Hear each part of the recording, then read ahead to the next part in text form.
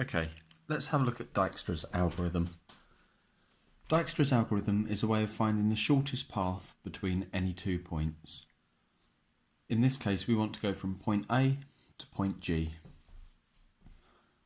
The weights of these may represent distances, but they could also represent costs or anything like that. We're just trying to minimise the weight of the path from point A to point G. So we start off, we're starting at 1, that has a total distance to get to it of 0, and that will be the first node that we visit with a distance of 0. Okay, so now what we're going to do is we're going to put in working values. The bottom value of each of these little tables I'm going to have shows our current shortest route to each of those points from A. So we can see that I can get to B in 4, C in 10, and D in 2. What I'm going to do is I look for the lowest current working value, 2. That will become the second node that I've looked at, and it also has a distance of 2. Now I look at all of the nodes connected to D and write down their shortest distance from A. I do that by taking this final value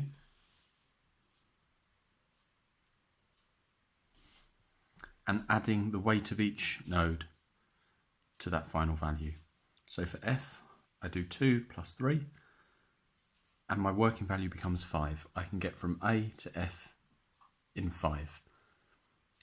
Now when I look at D to C, because C, although it's already got a working value, it doesn't yet have a final value, so I may be able to do it quicker than 10. 2 plus 7 is 9. I can improve that to a 9. I only need to write something in here if it's an improvement on the current working value. You can cross that off if you wish, but in the exam you might make a mistake, so I leave that there knowing that I'm going to select the most recent lowest value. Crossing stuff off implies it's a mistake. Okay, so I've got all of my working values that are attached to D now.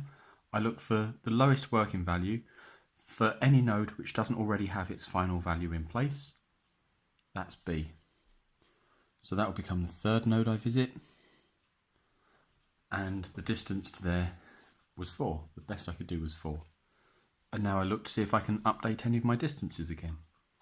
I can get to E in 4 plus 4, 8, and I can improve on C again, 4 plus 3, I can now get there in 7.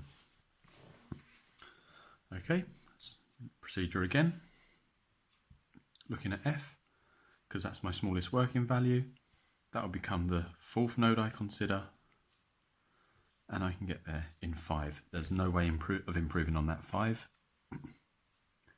So now 5 plus 1, I can improve again to a 6, and I realise that I can get to G in 15. But that's not guaranteed to be the best possible way to get to G because I haven't filled in the final values yet. Again, I check. Lowest working value is at C. That's a 6. So that would become its final value. That was the 5th node. I update again. 6 plus 5 is 11. Whoops. 11's not an improvement though, so I don't need to fill that in. And 6 plus 3 is 9. A massive improvement. I can now get to G in 9. Okay, so you'll notice I didn't update E. 11 was not an improvement on 8, so I don't need to write it down. Quick scan. The 8 is an improvement, so that will become the 6th node I consider. I can get there in 8. You may think, well, surely you can just fill in the 9. You can see that it's going to be the shortest now. 8 plus 2 is clearly going to be 10. But you've got to remember you're acting as an algorithm. You just apply the rules. You fill in the lowest working value and then you check to update it. You don't know that it's going to be longer. By inspection, you have to apply the algorithm. Okay, so one final check. Now we can check this one. 8 plus 2 is 10.